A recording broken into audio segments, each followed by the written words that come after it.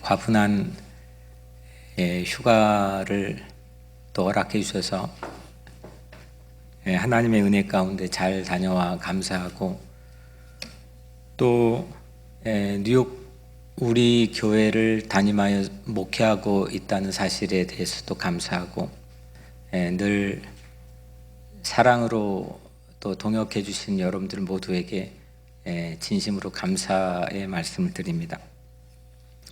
이번 휴가는 다분히 우발적으로 좀 움직여 다녔습니다. 그냥 차에 타서 핸들을 잡고 어디로 갈까, 그때 하나님이 정해주시는 대로 그렇게 좀 움직여 다녔습니다. 또 아니면 샤워하면 생각나는 곳에 또 하나님의 인도하심을 받고 가기도 했습니다. 그 중에 하나가 조나단 에드워즈 목사님이 23년 동안 섬겼던 매사추세츠주의 놀샘튼 제1교회에 가서 주일 예배를 드렸습니다. 이 에드워즈 목사님은 제게도 개인적으로 많은 영향을 주었던 목사님입니다. 젊은 시절에 그 책을 탐독하기도 했고 그 설교를 즐겨 읽기도 했습니다. 현재 미국의 설교 사역의 양대 기둥 중에 하나로 꼽히는 존 파이퍼 목사님이 자기 일생의 32년 동안 한 사람, 이 에드워즈 목사님의 이 한 사람을 깊게 파고 들어갔다고 자기의 책들마다 아주 자랑스럽게 소개를 합니다. 이게 자기의 영적인 노하우가 아니고 누군가의 삶을 끊임없이 파서 길어낸 그런 생수라고 자신 있게 얘기하는 거죠. 20세기 최고 설교가인 영국 그 왕실의 채플린이기도 했고, 또 의사였다가 목사가 된 마틴 로이드 존스 목사님, 이 목사님도 조나단 에드워즈 목사님을 평생의 스승, 영적인 스승으로 섬겼다고 얘기합니다. 그리고 그 에드워즈 목사님을 그는 에베레스트 산에 비유하고 있습니다. 뭐 계속 최고 하니까 좀 면목이 없는데, 뭐 조나단 에드워즈 목사님이 어떤 분인지를 이제 여러분들이 알려드리기 위해서 20세기 최고의 전기 작가, 한 사람의 인생을 책으로 쓰는 사람이죠. 최고의 전기 작가로 알려진 이안 머레이라고 하는 사람, 저도 이 책을 많이 읽긴 하는데 이 사실은 전혀 몰랐습니다. 조나단 에드워즈 목사님의 전기 한 권을 쓰는데 21년 동안 걸렸다고 합니다. 그 책의 방대한 자료들을 읽고 또 그의 삶을 추적하고, 그래서 조나단 에드워즈의 전기를 무려 21년 동안 심혈을 기울여 썼다고 합니다. 참 묘합니다. 묘한 매력을 조나단 에드워즈 목사님이 가지고 있는 것 같습니다. 묘하게 후손들에게 아주 집요하게 한 사람을 깊게 파괴하는 그런 매력이 에드워즈 목사님에게 있는 것 같습니다. 존 파이퍼, 로이드 존스, 그리고 이안 머레이뿐만 아니라 수없는 믿음의 후손들이 에드워즈 한 사람을 파고 들어갔습니다. 그의 청교도적인 그 개혁 신앙은 그 조지 워싱턴에게 영향을 줬고, 그리고 미국 독립의 중요한 역할을 사상적으로도 하게 됩니다. 그는 문학가였고 철학가였습니다. 그는 13살에 예일대 입학해서 20살에 18살에 수석으로 졸업했고, 마지막 54세에는 프린스턴 총장으로 생을 마감합니다. 하여튼 그런 게 중요한 게 아니고 이 기라성 같은 거장들이 한 사람을 그렇게 뭐 몇 달도 아니고 10년, 20년, 뭐 평생 동안 그 사람을 파고 들어가게 하는 데는 분명한 매력이 있는 겁니다. 조나단 에드워즈 목사님은 주님의 마음을 시원케 해드리고 싶은 아주 간절한 염원이 집요한 사람이었습니다. 주님의 기쁨을 위해서, 주님을 어떻게 하면 기쁘게 하실까, 주님을 어떻게 하면 마음을 시원케 해드릴까, 그는 노샘튼 제일교회에서 23년간 정말 제가 흠모할 만한 그런 부분인데 매일 23년 동안 매일 13시간씩 설교 연구와 저술에 모든 걸 쏟았습니다. 저는 설교 연구와 말씀 준비를 하는데 모든 심혈을 기울이는 사람을 참 흠모합니다. 그런 것 때문에 아마 에드워즈 목사님의 책을 읽었던 것 같기도 합니다. 여튼 이 목사님은 하나님의 마음을 집중해서 연구했습니다. 하나님이 누구신가? 그의 마음을 어떻게 하면 기쁘게 해드릴까? 그러다가 심지어 그는 에드워즈 목사님은 그 노샘튼 교회 23년 목회하다가 쫓겨났습니다. 당시 믿음의 고백 없이 하나님 나 예수 그리스도를 믿지 않아요 라고 하는데도 성찬식에 참여하는 것이 뉴 잉글랜드의 전통이었습니다. 모든 교회들이 그렇게 했습니다. 왜냐하면 그 성찬을 통하여서 회심의 가능성을 인정했기 때문입니다. 그런데 딱 한 사람, 이 조나단 에드워즈 목사님 그렇게 할 수 없습니다. 믿음의 고백이 있을 때만 성서적으로 우리는 성찬에 참여할 수 있습니다. 이렇게 말했다가 쫓겨났습니다.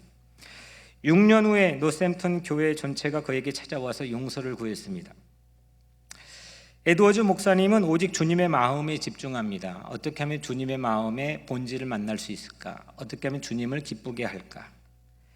그래서 거장들은 에드워즈에 한번 빠지면 몇십 년을 아깝지 않게 그를 연구하고 그를 사랑하고 그러는데 시간을 보냅니다.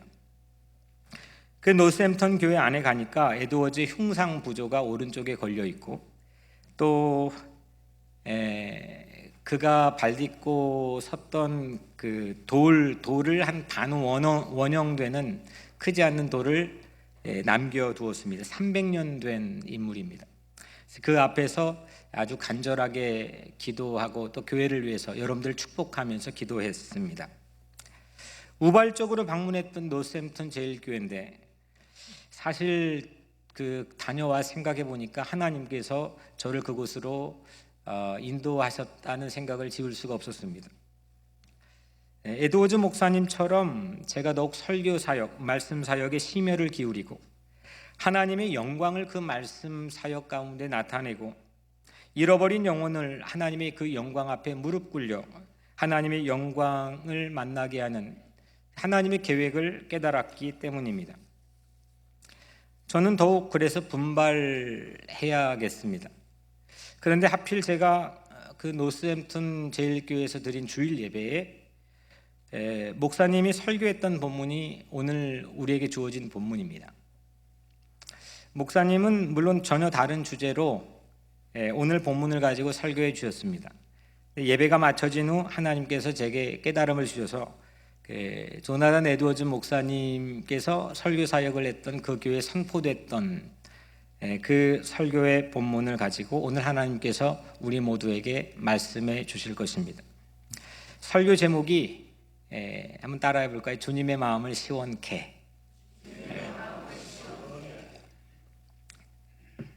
우리 성가대에서는 주님의 마음을 시원케. 주님의 마음을 어떻게 하면 시원하게 해드릴 수 있을까? 이 제목을 우리에게 허락해 주신 이유는 그 이면에 주님께서 마음이 답답하셨기 때문입니다. 주님께 직접 우리에게 밝혀주셨습니다. 오늘 본문의 50절에 예수님께서 해주신 말씀인데 나의 답답함이 어떠하겠느냐. 이게 주님께서 제자들에게 해주신 말씀입니다. 나의 답답함이 어떠하겠느냐. 그러니까 주님의 답답함이 있었던 겁니다. 여러분들 예수님을 사랑하십니까? 사랑하는데 그 땅만 보고 있는 분들도 계시고 좀 수준을 레벨을 낮춰가지고 여러분들은 예수님을 사랑하고 싶습니까? 예수님 사랑하기를 바랍니다. 예수님을 깊이 사랑하고 또 예수님을 사랑하고자 하는 그런 마음의 열정이 여러분들의 삶을 선한 곳으로 인도하기를 바랍니다. 예수님을 사랑한다면 그 예수님의 답답함도 공유할 수 있어야 됩니다. 우리가 누군가를 사랑할 때는 그 사랑의 깊이와 진실성을 논하기 위해서 그 사람, 사랑하는 사람이 어렵고 힘들어할 때, 답답한 일에 놓여 있을 때 그 사람의 이야기를 경청해주고 그 사람과 함께 마음을 나눠줌, 이게 가장 큰 위로가 되는 거죠. 그러면 그 사람과 온갖 것을 나누게 됩니다. 그리고 그 답답함을 어떻게 풀지에 대해서 함께 골몰하고 마음을 나누는 것, 그게 사랑하는 사람이 보여주는 모습이죠. 이것이 곧 예수님을 사랑하는 증거가 됩니다. 그리고 이것은 우리는 예수님을 이제 뜻을 같이 하는 동지가 되는 거죠. 예수님이 그런 사람들에게 뜻을 더 밝히 알려줍니다. 그래서 예수님과 뜻을 함께 나누고 사는 사람, 예수님의 마음의 뜻, 깊은 뜻을 헤아릴 줄 아는 사람, 그런 사람 여러분들 되기를 주님 이름으로 축복합니다. 그냥 내 입장에서만 하나님의 뜻을 논하는 것이 아니라 하나님께서 자신의 본인의 뜻을 우리에게 오픈하고 깊이 있게 그걸 나누기를 원하는 사람, 그런 교회가 되기를 축복합니다. 오늘 본문을 보면서 여튼 그 예수님 자신이 답답함을 얘기하셨는데 그런 반문이 듭니다. 예수님도 답답할 때가 있습니까? 좀 신기하지 않습니까? 예수님도 답답할 때가 있습니까? 예수님은 하나님의 아들인데 우리 같은 사람이나 평범한 사람이나 답답할 때가 있는 거죠. 어떻게 하나님의 아들이 답답할 때가 있는 겁니까?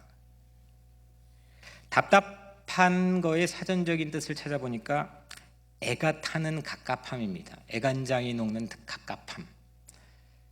이것이 답답한 겁니다. 근데 예수님께서 예수님이 답답하다 이렇게 말씀해 주셨습니다. 예수님이 답답하다. 예수님 마인드 컨트롤이 안 되시는 분인가? 예수님께서 부족한 게 있나 보다. 보통 답답한 거는 부족함을 느낄 때 답답한 게 나오는 거 아닙니까? 예수님이 왜 답답하실까? 여러분들은 예수님의 답답함이 궁금하지 않습니까? 저는 그날 주일 노샘턴 교회에서 예배를 드리는 도중에 그것이 상당히 궁금했습니다. 예수님의 답답함이 나의 평온함은 아닐까 염려가 되었기 때문입니다. 아니 예수님은 답답해 하시는데 나는 평온함, 그러면 안 되는 거 아닙니까? 나의 평온함이 예수님에겐 답답함이 될 수 있는 거예요. 거꾸로 말하면. 예수님은 왜 답답했을까? 우리 50절 말씀에 보면 그 답답한 이유를 밝히고 있는데 50절을 우리 한번 같이 읽겠습니다. 시작. 나는 받을 세례가 있으니 그것이 이루어지기까지 나의 답답함이 어떠하겠느냐. 예수님이 답답하신 이유를 밝히고 있죠. 예수님이 받을 세례가 이루어지지 않았기 때문에 예수님이 답답했다는 겁니다.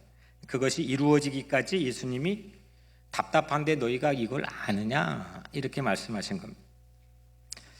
여러분들 예수님이 받을 세례라, 예수님이 세례를 받았습니까? 안 받았습니까? 누구에게 받았죠? 세례 요한에게 예수님이 세례를 받았죠. 물세례, 성령세례 다 받았습니다. 근데 오늘 말씀이 아직 이루어지지 않는 세례, 그것이 다 이루어지기까지 내 마음이 답답하다 이렇게 말씀하셨단 말이에요.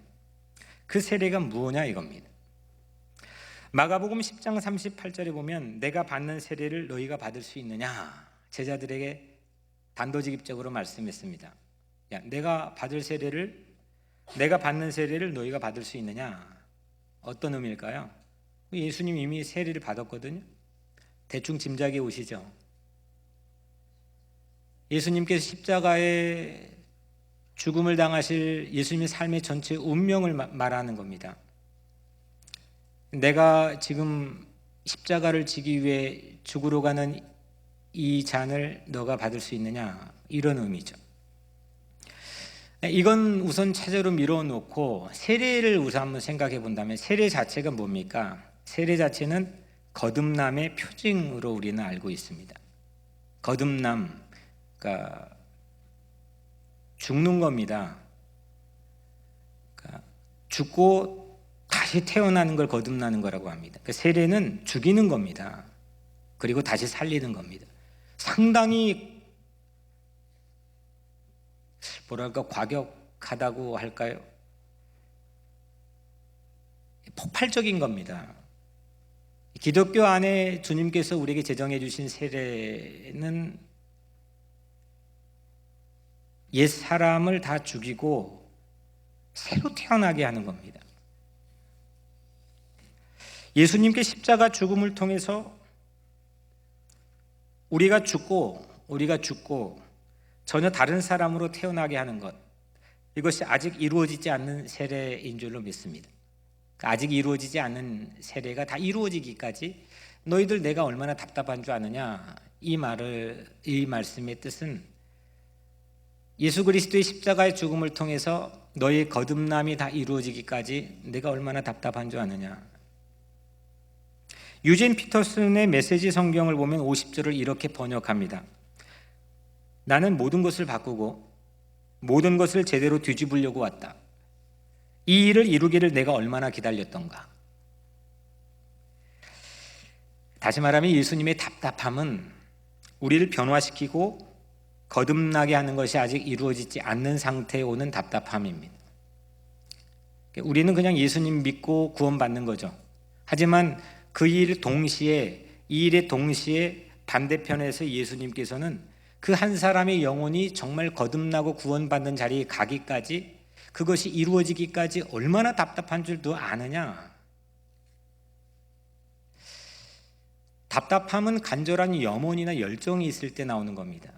사랑이 없고 그냥 대충 지나가는 사랑으로서는 답답할 필요가 없는 거죠. 무시하면 되는 거니까요. 답답한 거는 애정과 열정이 있다는 겁니다. 가장 우리가 인간계에서 가장 답답한 거는 부모가 자식 키울 때 답답하죠. 왜 답답합니까? 그 남의 자식이면 답답할 필요가 없는 겁니다. 답답하라고 해도 안 합니다. 근데 내 자식 보면은 그렇게 답답합니다. 이 자식이 성장하고 자라기까지, 자기가 독립해 세상을 살아가는 순간까지 그 아이를 하나 키우는데 답답합니다. 사랑이 있기 때문이죠. 애정이 있기 때문입니다.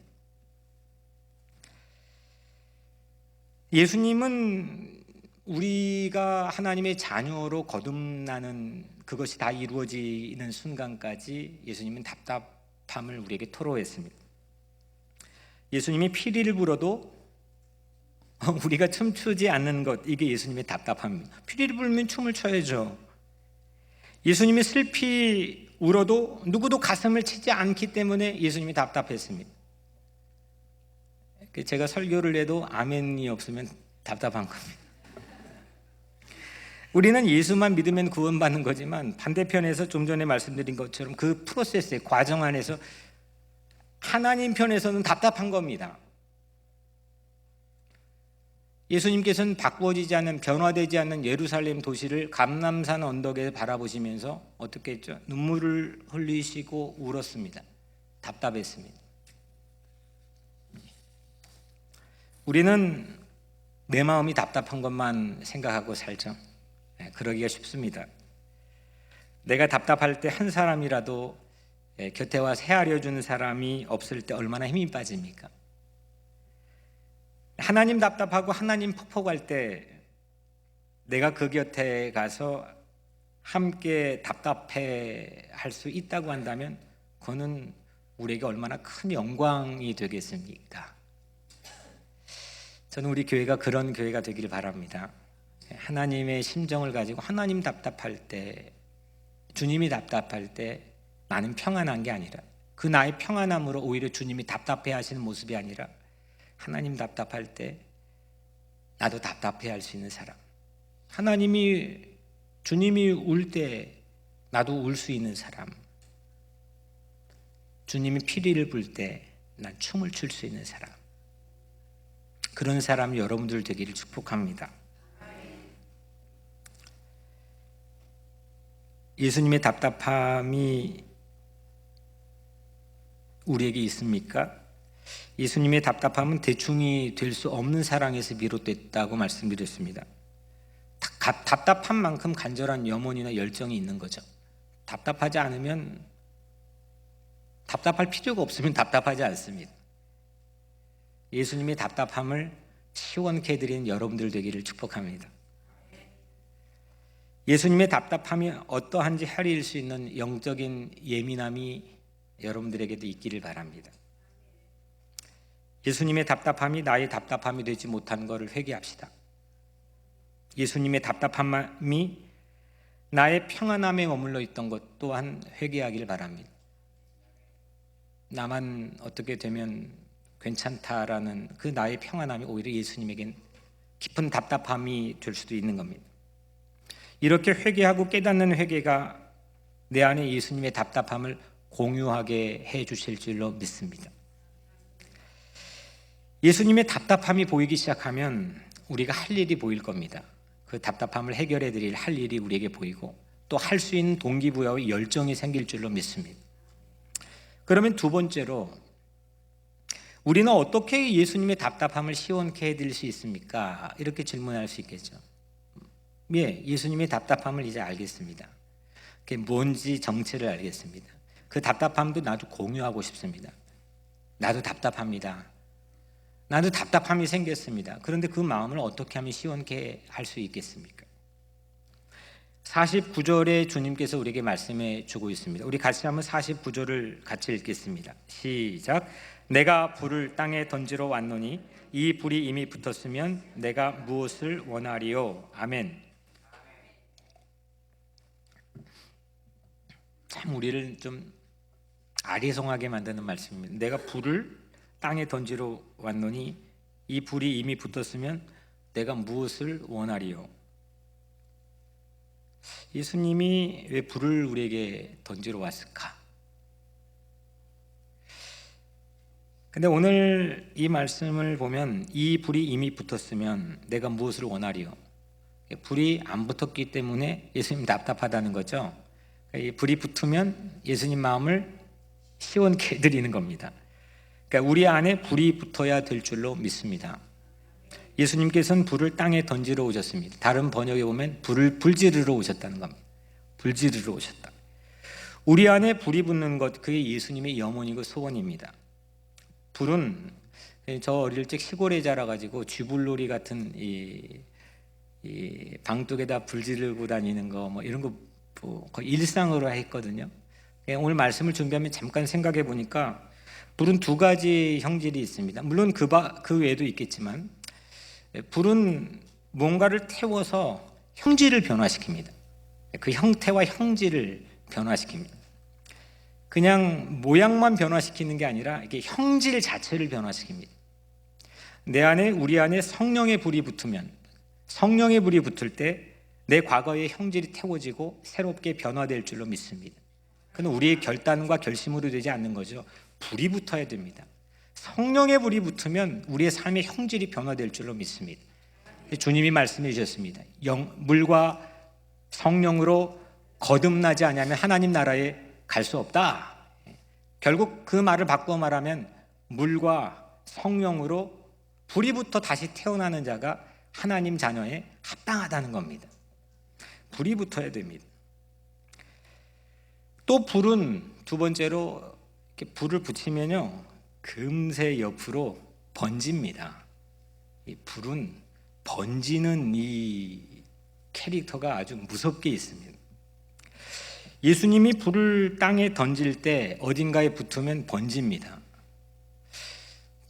생각해 보십시오. 예수님께서 처음에 고기 잡고 국세청에 다니고 이렇게 좀 하잘것없는 사람들 12명 모아가지고 운동을 하겠다고 뭘 이렇게 시작하셨는데,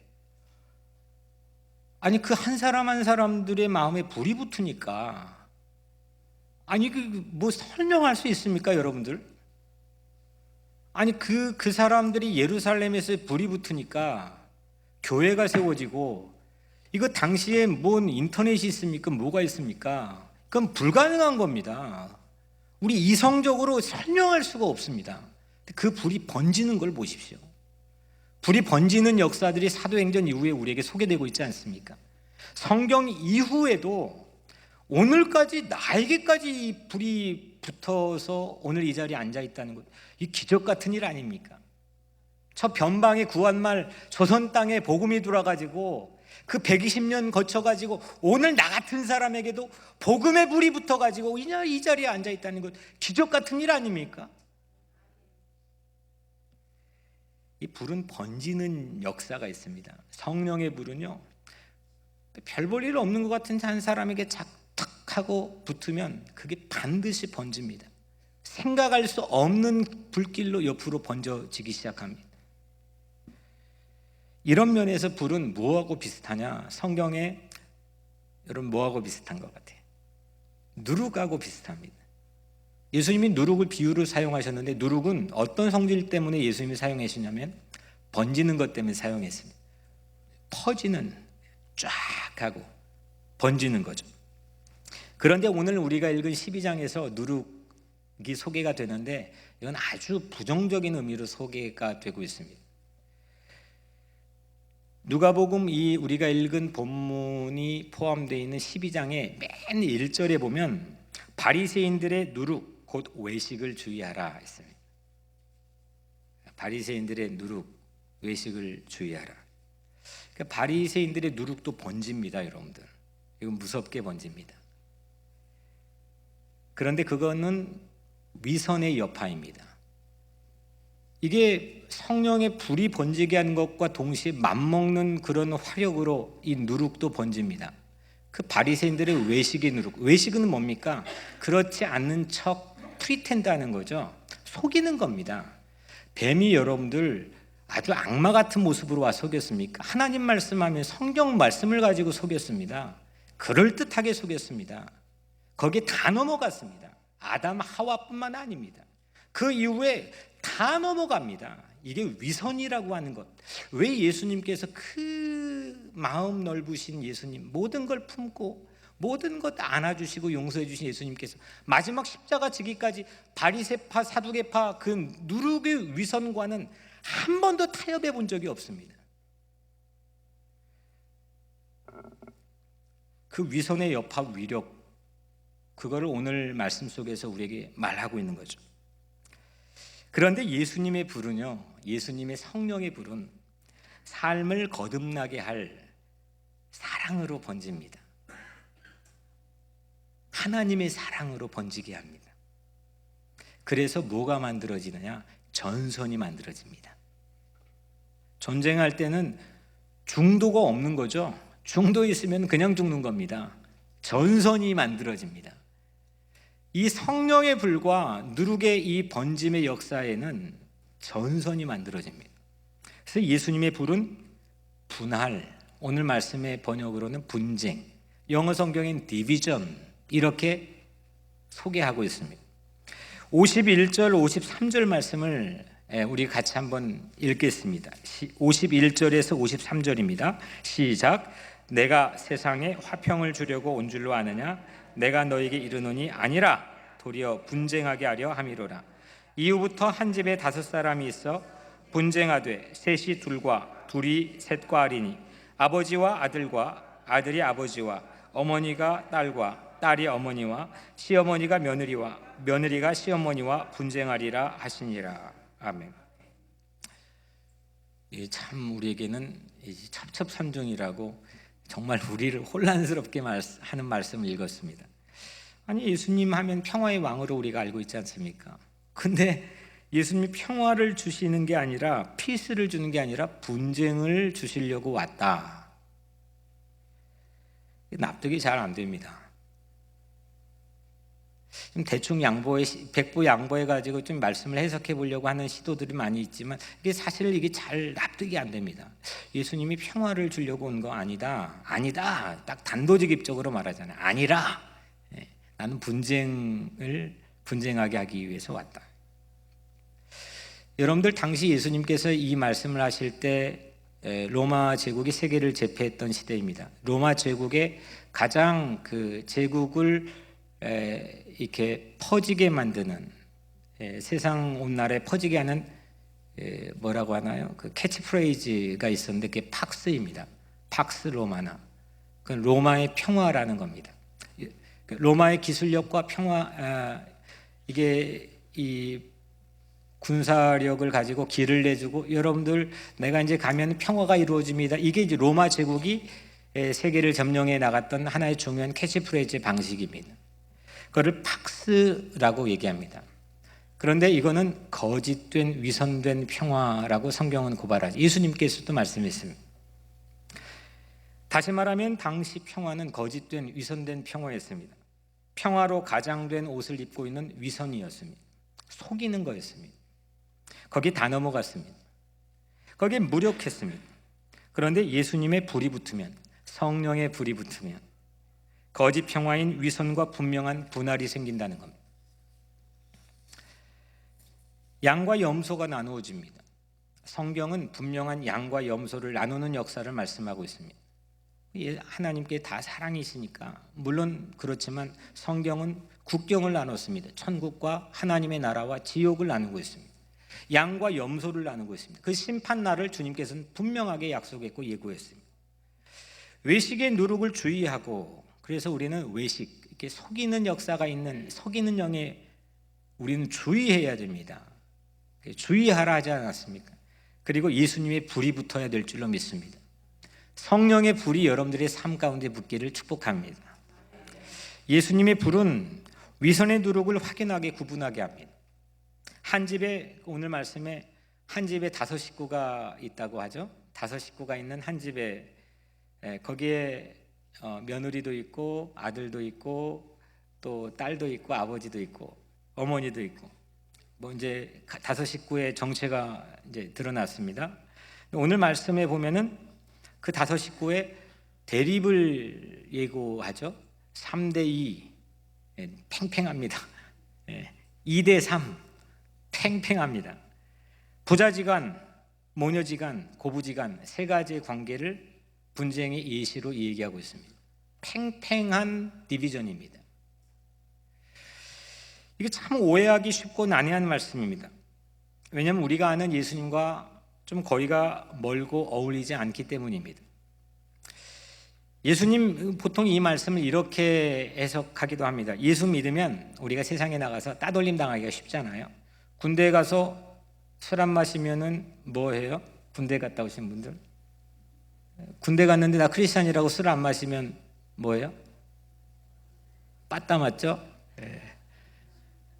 우리는 예수 믿는다는 것 때문에 손해를 감수하는 그런 특이한 어떤 각오가 우리 신앙 안에 있지만, 그렇게 우리가 세상에 나가면 따돌림 당하기 쉬우니까 영적 싸움을 각오하라, 이런 말씀을 그렇게 사용하기도 합니다. 그렇게 받아들여라, 각오해라, 너 삶에는 디비전이 있을 거다. 근데 이건 상당히 수세적입니다. 저는 이게 기독교가 그렇지는 않다고 생각합니다. 우리가 따돌림 당하는 그런 정체성을 가지고 시작된 것이 기독교가 아니기 때문입니다. 세상을 제압할 수 있는 막강한 사랑의 복음의 능력을 가지고 있는 사람들이거든요. 그리고 또한 교회 안의 분열을 정당화하는 그런 말씀으로 그냥 각자가 생각하는 경우도 있습니다. 여기 봐라, 여기 디비전이 있지 않느냐, 이런 거죠. 교회가 일으켜온 전쟁을 정당화할 때 사용해온 흔적도 있습니다. 이런 해석들이 과연 맞는 걸까? 이 해석들은 우리를 피해망상에 빠진 기독교인으로 몰기 쉽습니다. 아니, 기독교인이 왜 피해망상에 빠져야 됩니까? 왜 따돌림 당하는 사람으로 자기 인식을 해야 되는 겁니까? 왜 우리를 수세적인 조그만한 그런 사람으로 우리를 생각하고 시작해야 되는 겁니까? 저는 우리 주님께서 그렇게 우리에게 의도를 가지고 말씀하지는 않았을 거라고 생각합니다. 또 한편 싸움꾼으로 우리를 전락하게 합니다. 이 말씀을 근거로 해서 싸움꾼이 되려고 합니다. 이 말씀을 우리에게 3대2, 2대3 이 디비전 말씀을 예수님께서 우리에게 주신 이유는 위선의 위력, 외식의 위력을 고발하기 위함입니다. 위선은 말씀드린 대로 교묘하게 속이는 겁니다. 나 뱀이요, 나 사탄이요 하고 와서 하는 거 여러분들 성경에 봤습니까? 아주 교묘하게 하나님의 말씀을 인용해가 그걸 약간 뒤틀려서 그걸 가지고 하와에게 접근했습니다. 속이는 겁니다. 사탄은 속이는 영입니다.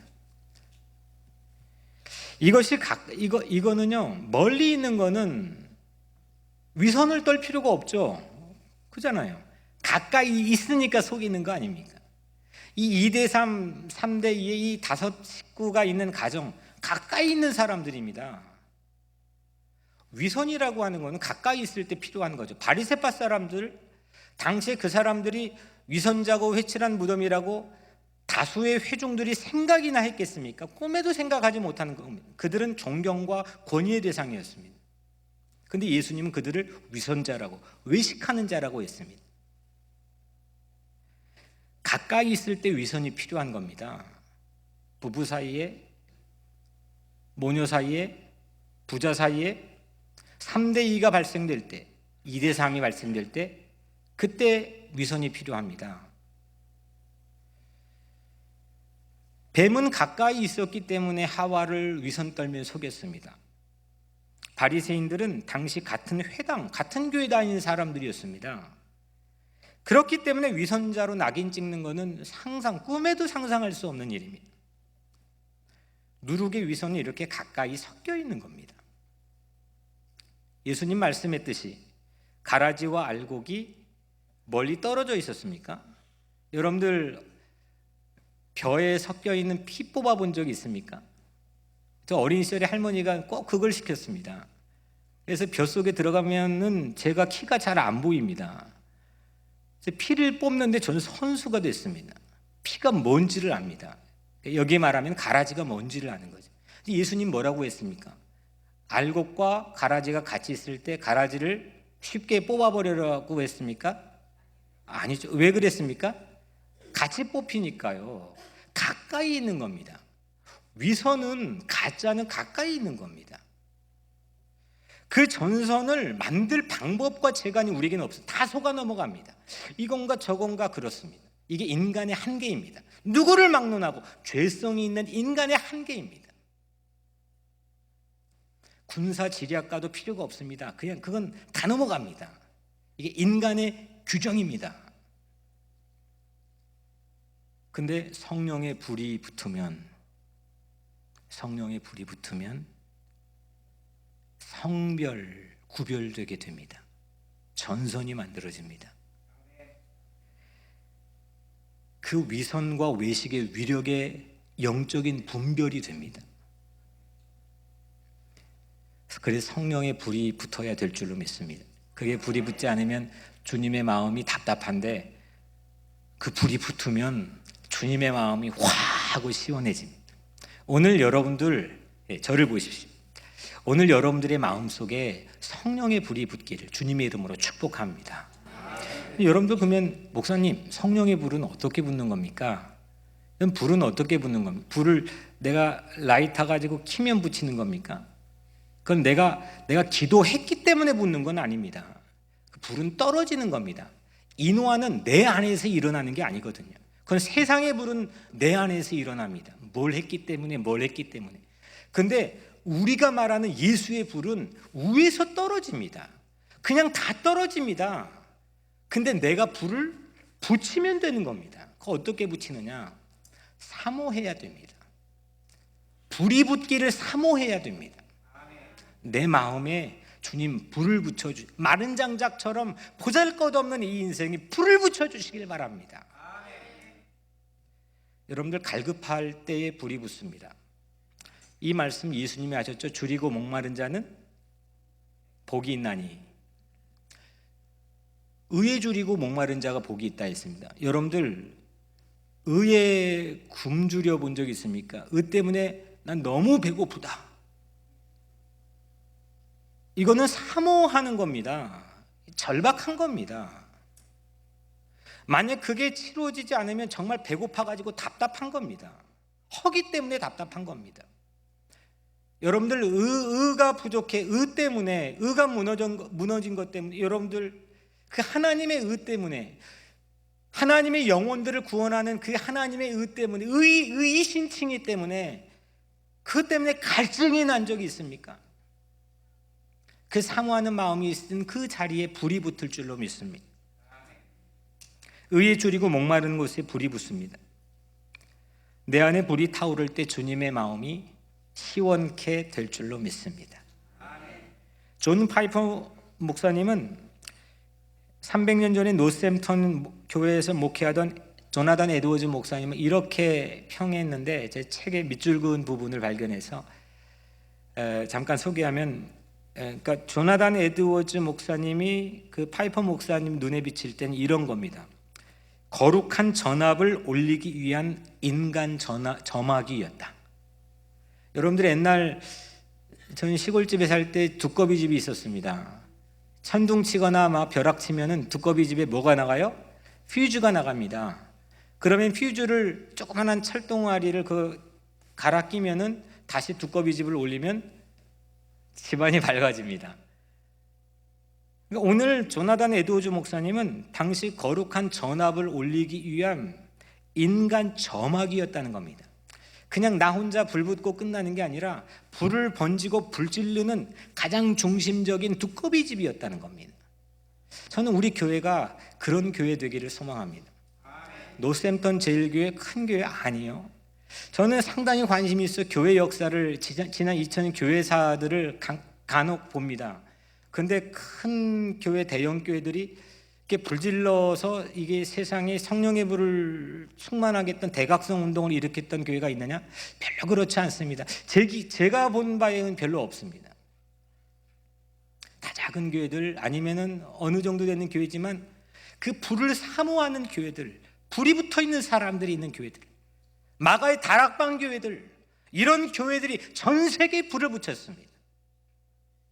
저는 우리 교회가 그런 교회가 되기를 축복합니다. 여러분들의 가정이 그런 가정이 되기를 축복합니다. 여러분들의 자녀들이 선 곳 자리가 그런 자리가 되기를 축복합니다. 에드워즈 목사님은 1733년에서 35년까지 커네리컷주에서 말 타고 다니며 복음을 전하면서 그 일명 미국의 건국을 기초를 놓았다고 하는 대각성 운동을 일으켰습니다. 이것 때문에 휘필드 목사님이 영국에 건너오고 같이 말 타고 다니면서 미국을 들었다 놨습니다. 이거 어디에서 시작됐느냐? 불이 붙은 한 사람에게 시작되었습니다. 우리도 성령의 불이 붙게 하여 주옵소서. 성령의 불이 우리 자녀들에게도 붙게 하여 주옵소서. 마지막 결론적으로 예수님께서 우리에게 중요한 도전 한 가지를 주십니다. 그 도전이 56절 마지막 절에 나와 있는데 같이 한번 한 목소리로 합독하겠습니다. 시작. 외식하는 자여, 너희가 천지의 계상은 분간할 줄 알면서 어찌 이 시대는 분간하지 못하느냐. 아멘. 외식하는 자여 시작했죠. 너희가 천지의 계상은 분간할 줄 알면서 어찌 이 시대는 분간하지 못하느냐. 우리의 외식과 위선을 일깨워 주십니다. 날씨의 변화를 읽을 줄 알면서 우리에게 임한 하나님의 계절의 변화, 하나님의 시즌의 변화는 왜 읽을 줄 모르는가입니다. 이게 주님의 답답함이었습니다. 하나님의 계절은 우리가 새로운 모습으로 변화되는 계절입니다. 여러분들 오늘 오시는데 시원하셨죠? 그런데 여러분들 가을이 시작되었습니까? 저는 시작되었다고 해서 해피 가을하고 인사했는데 계절이 바뀌어 가는 것 같지만은 계절의 변화가 어떤 특정한 시간의 기준이라고 말할 수 있는 사람은 없죠. 이를테면 8월 24일 어제 오후 2시 24분에 가을이 시작되었습니다. 그렇습니까? 근데 가을이 우리 문턱 앞에 와 있다 생각되면은 어느덧 가을을 누리고 있습니다. 근데 여러분들 희한하지 않습니까? 가을이 시작되면요, 온 천하의 색깔이 바뀝니다. 저는 플로리다에 목회하다가 뉴욕에 왔는데 처음 뉴욕에 와서 한 가지 놀란 것 중에 하나가 사람들의 옷 색깔입니다. 여기는 플로리다는요 빨주노초 파남보입니다. 근데 지금 보면 너무 촌스러운데 그때는 여긴 꼭 장례식 같았습니다. 전부 다 회색 계통과 검정 계통이었습니다. 거의 대부분이. 도시의 색깔입니다. 그런데 가을이 시작되면 어떻습니까? 여름에 입던 옷 그대로 입고 다니는 사람이 있습니까? 다 옷이 바뀝니다. 문화가 바뀝니다. 나뭇잎의 색깔이 바뀝니다. 가을이 오면요 전부 변화됩니다. 이 계절의 변화라는 그 힘을 막아설 재간이 없습니다. 놀라운 위력을 가지고 있습니다. 예수님께서 십자가를 지셨습니다. 그리고 그의 죽으심을 통해서 우리가 그 예수 그리스도를 믿고 붙잡기만 하면 우리는 다시 태어나는 계절을 맞을 줄로 믿습니다. 아멘. 우리가 다시 완전히 시작된다. 모든 것 다 과거에 지우고 나도 시작하고 싶다. 이 마음 다 한결같이 있는 거 아닙니까? 근데 그게 안 되고 다시 제자리 다시 제자리. 아니 그런 결단과 결심을 안 갖고 사는 사람이 어디 있겠습니까? 근데 변화가 안 된다는 게 이 답답한 노릇이, 나만 답답한 게 아니라 예수님도 답답했다는 겁니다. 그런데 시대를 왜 분간하지 못하느냐? 시대의 계절을 왜 분간하지 못하느냐? 천재기상은 분간하면서 왜 그걸 분간하지 해석하지 못하느냐? 예수 그리스도의 죽으심, 십자가의 죽으심과 그 부활하심을 통해서 우리의 계절이 바뀌어 가는 줄로 믿습니다. 예수 믿는 사람들의 계절이 바뀌어야 되는 겁니다. 오늘 말씀 안에 구름이 서쪽에서 오면 뭐가 온다는 걸, 소나기, 비가 온다는 걸, 실제로 당시 예수님 말씀을 서쪽은 지중해입니다. 서쪽에서 구름이 몰려오면 이거는 소나기가 오겠구나 안다는 겁니다. 그런데 남쪽에서 오면은 더위가 온다는 겁니다. 남쪽은 네게부 광야가 있는 겁니다. 거기서 열풍, 더운 바람이 오면은 오늘 덥겠구나, 오늘 찌겠구나 이렇게 안다는 겁니다. 그런데 이제 성령의 불이 우리에게 불어온 하나님의 계절에는 주님의 마음을 시원케 하는 영적인 가을이 우리의 문턱에 오게 될 줄로 믿습니다. 어찌 시대는 분간하지 못하느냐? 오늘 말씀이죠. You don't know how to interpret this present time. 너는 왜 어떻게 이 시대를 해석하지 못하느냐? 우리는 지금의 계절을 해석할 수 있어야 됩니다. 주님의 답답함을 지나서 한 영혼이 모두 뒤집어져 거듭난 계절. 주님은 여기서 애간장이 녹으면서 답답해. 야, 너 왜 그러냐 왜 그러냐 붙잡는데 그러면서 한 영혼이 완전히 다시 태어나서 전혀 다른 컬러의 옷을 입고 있는 하나님의 계절, 그 주님의 마음을 시원케 하는 하나님의 계절이 오고 있는 것을 여러분들은 분간하시기를 축복합니다. 물론 한 사람이 거듭나기까지 주님께서 얼마나 답답하셨을까? 이 조원 때 한 사람 거듭나게 하고 주님의 자녀로 만들기까지는 참 얼마나 답답했을까? 지금도 얼마나 또 답답할까? 그것 때문에 답답하더라고요. 여러분들은 안 그렇습니까? 여러분들 각자 자신은 안 그렇습니까? 주님이 여러분들을 보실 때는 어떻겠습니까? 여러분들 강물이 있습니다. 강물처럼. 이 말을 전 참 좋아합니다.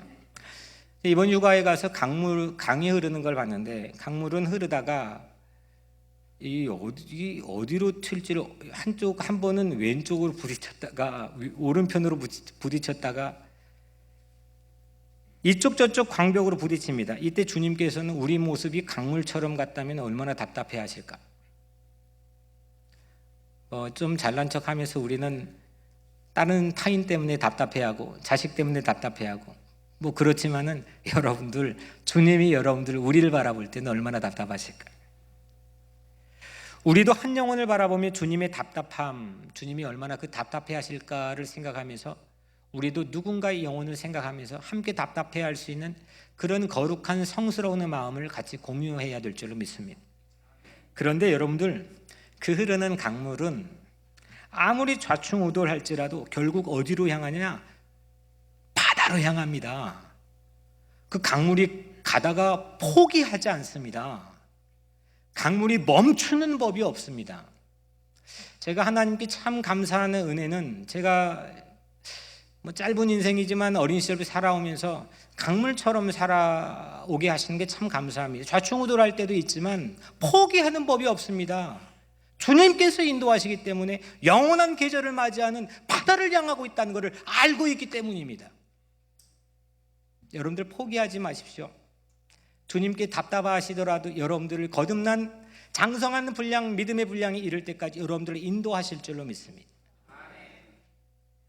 결국 바다로 향합니다. 망망대해가 펼쳐져 있는 그 엄청난 바다를 향해 그 강물은 흐르고 또 흐릅니다. 이때 주님의 마음은 시원케 됩니다. 이제 우리는 가을의 문턱에 섰습니다. 강물처럼 영혼이 비록 더디게 거듭날지라도 주님의 마음을 시원케 해드리는 그런 마음을, 그런 믿음의 거룩한 열정을 회복하시기를 주님의 이름으로 축복합니다. 예수님의 마음에는요, 예수님 마음을 생각해 보십시오. 예수님 마음에는 우리들의 영혼들로 꽉 차 있습니다. 뭐 장로님들, 또 우리 집사님들, 우리 성도님들, 그 영혼들의 이름들로 꽉 차 있습니다. 그것 때문에 답답했다, 시원했다, 답답했다, 시원했다 그러시겠죠. 영혼들이, 그리고 우리들이 사는 사회가 바닷바람을 맞으면서 이 강물이 흘러가는데 바닷바람이 바로 눈앞에 맞으면서 그 바다에 들어가는 순간 주님의 마음은 시원케 되는 줄로 믿습니다. 주님이 답답할 때 우리도 답답해야 되고, 주님이 시원케 해드리기 위해, 주님을 기쁘게 하기 위해서 우리의 삶도 기뻐야 될 줄로 믿습니다. 이거는 애가 타는 사랑이고 열정입니다. 무관심하면 답답하지 않습니다. 사랑에 불이 붙기를 주님의 이름으로 축복합니다. 그래서 형질을 변화시키고 사방팔방으로 번지게 하는 진지를 구축하고 하나님 나라의 진지로 여러분들이 서 있게 되기를 축복합니다. 사랑하는 성도 여러분, 노샘튼 제1교회 오른쪽 벽면에 있던 조나단 웨즈우즈 목사님의 흉상 부조의 아랫면에 이 말씀이 기록되어 있어 적어왔습니다. 말라기 2장 6절 말씀인데, 그의 입에는 진리의 법이 있었고 그의 입술에는 불의함이 없었으며 그가 화평함과 정직함으로 나와 동행하며 많은 사람을 돌이켜 죄악에서 떠나게 하였느니라. 아멘. 조나단 에드워즈 목사님의 떠올리게 하는 그런 말씀이라 적어 놓았겠죠. 이 강단에, 오늘 뉴욕 우리 교회 이 강단의 입에 진리의 말씀의 불이 붙기를 기도해 주시기를 간절히 원합니다.